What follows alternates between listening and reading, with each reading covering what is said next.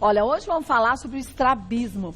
E tem tanta gente que muitas vezes recebe esse diagnóstico, mas nem sabe do que se trata, né, doutora Roberta? Exatamente. O que é o estrabismo, assim, de uma forma simples? O estrabismo é um mau posicionamento ocular, né? Então, ao invés dos dois olhos olharem exatamente para o mesmo objeto, um olha para o objeto de interesse e o outro olho fica desviado para uma posição anormal.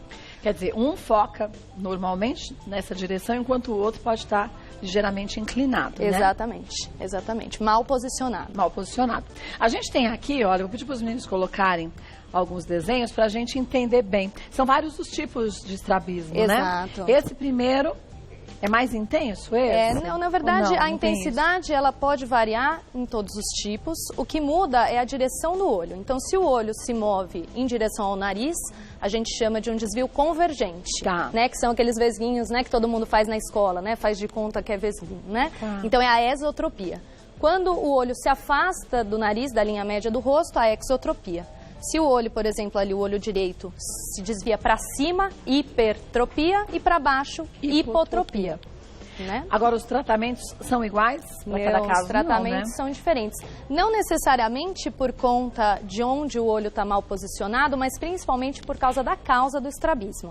Né? Então, dependendo da causa do estrabismo, o tratamento tem que ser mais precoce, pode aguardar um pouco e ele tem mais ou menos chance de cura. Agora, em alguns casos, a criança pode já nascer estrábica, Sim. com casos de estrabismo até mais severos, né? Exato, exato. Um dos tipos de estrabismo que nós temos são os estrabismos congênitos. Eles podem vir sozinhos, ou seja, só o desvio, ou associados a outros problemas congênitos da criança, né? E, em geral, são estrabismos grandes, de difícil tratamento, e é muito importante que a mãe leve precocemente a criança, porque quanto antes o tratamento é iniciado, melhor o desenvolvimento visual da criança. Agora, quando você recebe o diagnóstico de estrabismo, necessariamente precisa usar óculos? Não necessariamente. Não, né? Existem estrabismos que são relacionados a grau e que, portanto, o uso do óculos pode ajudar ou até curar o estrabismo. E tem alguns estrabismos que não têm grau algum. E que aí o tratamento pode ser à base de exercícios ortópticos, que a gente chama, exercícios oculares, ou só com cirurgia mesmo. Agora, esses exercícios é para fortalecer mesmo o nervo óptico? Os exercícios, eles são como se fossem uma fisioterapia ocular. Antigamente se fazia muito, depois se perdeu um pouco o uso do exercício, mas hoje existem alguns estrabismos que a gente faz. O fortalecimento não é do nervo óptico, mas sim dos músculos oculares, que são os músculos que ficam colados ao globo e que funcionam como elásticos, movimentando os olhos. Tem músculo que puxa de mais e músculo que puxa de menos, a gente tem um desbalanço das forças e aí uma rotação do olho. Quer dizer, como se fizesse uma calibragem. Exato, eu costumo falar para as mães que é como se fosse um carro que está desbalanceado e a gente precisa mandar para o balanceamento, porque uma roda puxa mais, o olho acaba E aí você fortalece o outro lado para puxar Exatamente. pro posicionamento normal. Vamos ver os nossos mitos e verdades? Vamos. Olha, entortar os olhos pode causar estrabismo. Isso é mito. É um mito, né? É mito. Né? Então, o fato da criança, muitas vezes a criança brincando, gosta de fazer um movimento de entortar para fazer algumas caretas, né? Isso não consegue gerar estrabismo na criança. O que pode acontecer é que a criança já tenha um estrabismo e que a mãe relacione o aparecimento ou então o desenvolvimento do estrabismo com alguma coisa.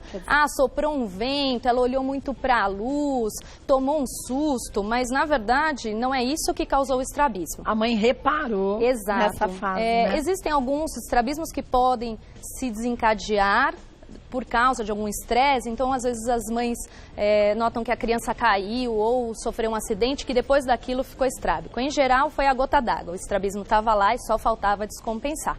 Quer dizer, a criança inicialmente parecia não ter nada, de repente passou a ter. Exato, né, porque existem alguns estrabismos em que a criança não tem o estrabismo até 2, 3 anos de idade e aí aparece principalmente os estrabismos relacionados a graus de hipermetropia.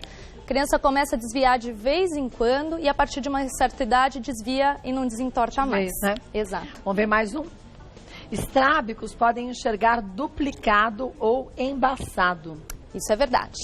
É verdade. Os estrábicos, eles podem enxergar embaçado ou porque estão estrábicos e fazendo força para não ficarem estrábicos, então isso gera cansaço visual e embaçamento visual.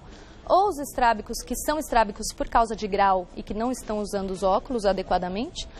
E os adultos que ficam estrábicos, depois que todo o sistema visual está prontinho, vai ficar vendo duplicado. Então, se eu ou você ou qualquer pessoa aqui que não tem estrabismo entortar os dois olhos, vai notar que a imagem duplica. Agora, o que pode acontecer com a saúde da pessoa para que ela passe a ser estrábica? Então, na vida adulta, tudo que acomete o sistema óculo-motor, neuro-óculo-motor, ele pode gerar alguns estrabismos. Pacientes que tenham sofrido derrames, que tenham doenças como diabetes mal controlados, problemas da tireoide podem causar acometimento dos músculos, traumatismos cranianos, os pacientes sofrem acidente, ficam com paralisias, inclusive paralisias dos músculos oculares e adquirindo um estrabismo já na vida adulta e enxergando duplicado com bastante déficit para o seu dia a dia, que é um sintoma muito difícil de contornar. Vamos ver a... É verdade, dependendo da época em que se faz o tratamento, né? É importante lembrar que o estrabismo tem vários tipos, não é uma doença só, que independente do tipo de estrabismo e do tratamento feito na época oportuna, há possibilidade de cura. Né? Vamos ver mais um. O estrabismo só ocorre em crianças, como você disse, não, né? Não só ocorre em crianças, não. Estrabismo não tratado pode causar perda irreversível de visão. Isso é verdade. É verdade? É verdade. O problema do estrabismo, principalmente na criança, é que a gente está falando de um sistema visual que está em desenvolvimento, né? Então, o que acontece? A gente falou sobre a visão dupla, né? Na criança, o cérebro se protege da visão dupla. Então, se um olho olha a mãe e o outro olho que quer ver a mãe está olhando outra coisa, o cérebro se protege inibindo a visão desse olho que está desviado. É como se aquela criança não enxergasse com aquele olho. Esse olho. Exatamente. Né? Então, para não ver a mãe e uma sobreimagem sobre a mãe, ele simplesmente, o cérebro, de forma inteligente para aquilo, para se adaptar, apaga aquela imagem. O problema é que aquela visão está em desenvolvimento. E se o cérebro não é estimulado a partir daquele olho, as ligações entre o olho e o cérebro não se fazem e a gente fica com a visão prejudicada. A gente tem o olho preguiçoso ou ambliopia, né, que deve ser tratada precocemente para ser evitada. Vamos mostrar aqui algumas formas desse tratamento acontecer? Bom, primeiro, antes de mais nada, a importância, quando indicado pelo médico oftalmologista, o uso de óculos. Exatamente. Mas o óculos correto para cada fase da vida da criança, né? Muitos pais falam, mas doutora, meu filho vai ter que usar óculos tão pequenininho, bebê, como é que vai usar, né? Assim, né? Então existem óculos que são inquebráveis, né? E que são realmente adaptados às necessidades de cada faixa etária, né? Se não usado na época adequada, a gente perde esse tempo ótimo de tratamento e a criança fica com sequelas que não vão ser corrigidas depois. Que é o que a gente não deseja. Aqui a gente tem alguns joguinhos que são feitos para estimular também, na verdade, né? Aqui são testes, as pessoas ficam muito na dúvida de como é que a gente acessa a visão das crianças, então desde bebê dá para saber se a criança está enxergando o que ela deve enxergar naquele momento. Por exemplo, nas crianças que ainda não falam as letras, a gente usa figuras, dentre outros métodos. Tá. Agora, é importante lembrar, gente, que aqui a gente está falando de uma forma bem generalizada. Tem que levar em conta o diagnóstico feito com individualidade. Para essa criança, para esse adulto, né? Principalmente para as crianças. E, lógico, os adultos têm casos mais complexos e de mais dificuldade de tratamento. Sim. Né? Então, cada caso deve ser individualizado, mas todos os casos têm tratamento.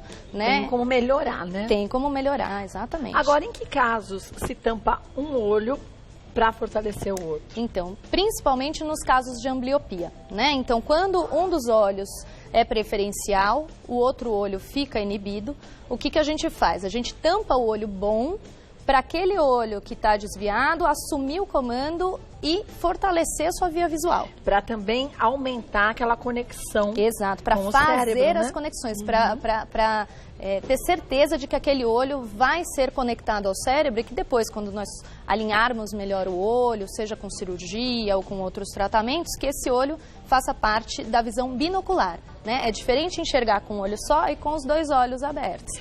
Agora, é bom lembrar, gente, que dá para se fazer isso de uma forma lúdica. Sim. Porque nos dias de hoje, antigamente, a minha irmã fazia, eu e os meus 3 irmãos, a gente fazia junto brincando.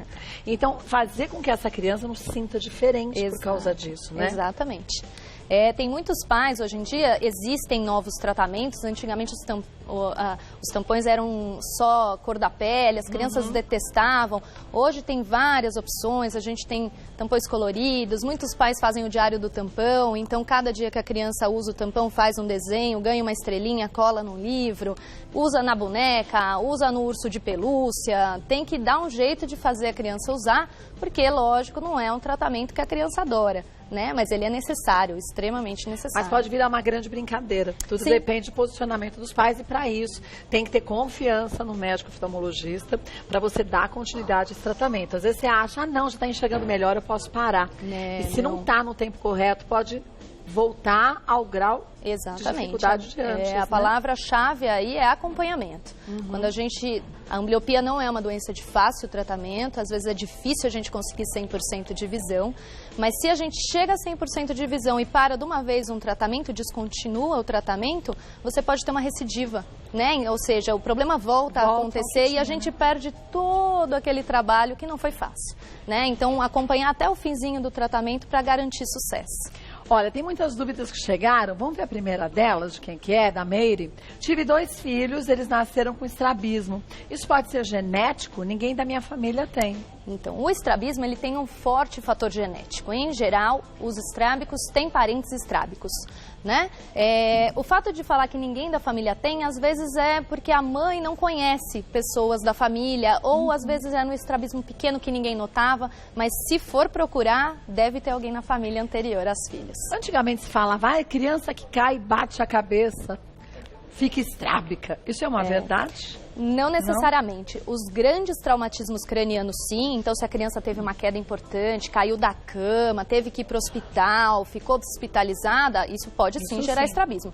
Mas essas pequenas quedas em que a criança fica bem depois, isso, em geral, não é suficiente para causar estrabismo. Vamos ver mais um? Ana Paula, sempre escutei da minha avó que não podia pegar vento nos olhos, que eu poderia ficar vesga. Isso realmente pode acontecer ou é lenda? A Paula é lenda, viu? Né? Pode tomar vento à vontade, que o vento não causa estrabismo no olho. Nem vento, nem luz excessiva, nem susto. Nem olhar para o sol. Nem olhar para o sol, nem se o anjo assoprar. Nada disso que a gente escuta normalmente, tá? Tem tanta lenda, e aí que dificulta muitas vezes o diagnóstico também, né? Exato. Normalmente é isso que a gente falou anteriormente, né? A criança já tem o estrabismo, falta descompensar, acontece alguma coisa que o familiar relaciona o aparecimento, tentando explicar o aparecimento súbito daquilo, mas o problema já existia antes. É verdade. Vamos ver mais uma? Juliana, meu filho tem 8 anos e usa óculos. Notei que depois de jogar videogame, o olho esquerdo dele fica se movendo em direção à lateral do rosto. A fisioterapia ocular ajuda nesse caso ou a cirurgia é o mais indicado? Então, o uso excessivo do videogame cansa muito os olhos, né? Então, algumas crianças que são estrábicas podem piorar o estrabismo por causa do excesso do uso da visão para perto ou de videogame ou com muita luminosidade. Se for um desvio para fora, então é uma exotropia. Esses desvios, algumas vezes, podem ser tratados só com fisioterapia ocular, com um tratamento ortótico e exercícios, às vezes um pouco de uso de tampão. Quando descompensa e mesmo com tratamento clínico a gente não consegue corrigir o problema, tem que se operar. Então tem que conversar com o médico oftalmologista para ter certeza, Exatamente, né? fazer alguns testes. Então, Juliana, leve seu filho ao oftalmologista. E lembrar que é bom, né? Sempre a gente ter aquele limite de videogame, de computador, de celular. Isso não só para as crianças, para todo mundo, né? Para todo mundo, exatamente. A parcimônia é a palavra, né? Não pode exagerar. Equilíbrio, né? Vamos ver mais uma? É a última de hoje, a Fernanda? Os tratamentos com toxina botulínica para curar estrabismo realmente adiantam? Ou só a cirurgia é capaz de reverter o problema? Então, os tratamentos com toxina botulínica, que é o famoso Botox, funcionam, tá? Só que não para todos os estrabismos, né? Na verdade, o Botox foi descoberto para uso em medicina para se tratar estrabismos, lá na década de 70, né? Só que ele serve para alguns estrabismos específicos. Não é qualquer paciente estrábico que vai se beneficiar do uso do Botox. Mas sim, o Botox é aplicado na musculatura e consegue corrigir alguns deles. Agora, gente, você sabe que o nosso espaço aqui é fantástico, porque é de prestação de serviços. A gente aprende todos os dias mais um pouco, mas nada supra a necessidade da gente ir ao médico.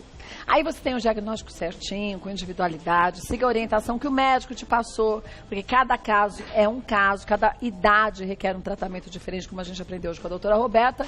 E se você perceber que não está tendo resultado, converse com o seu médico.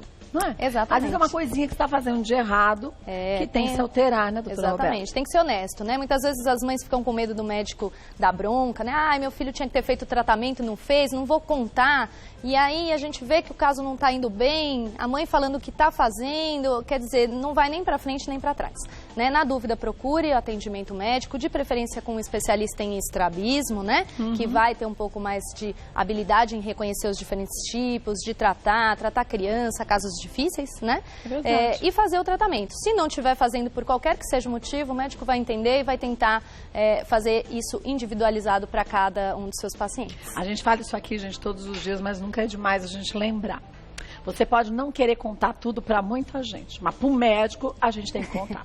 É o único ser que você tem que falar tudo, porque depende a sua saúde justamente do que é dito para o médico. Médico não tem bola de cristal, não tem uma tenda que ele vai começar a adivinhar o que a gente tem. Então a gente tem que passar as informações corretas. Está fazendo errado? Ai, desculpa, estou fazendo errado, vou fazer direito, por onde eu começo? Tem que ser claro e direto. Exatamente. Né, doutora Roberta? Doutora Roberta Zaghi volta mais vezes ao programa. Vou passar para vocês o site, qualquer informação que você queira sobre o trabalho dela, ou quer sugerir algum tema pra gente, pode mandar. Mas para conhecer o trabalho da doutora Roberta é o www.hospitalmoriá, com H no final.com.br. Obrigada mais uma vez. Eu que agradeço. Parabéns pelo seu trabalho. Obrigada. Viu? Obrigada mesmo.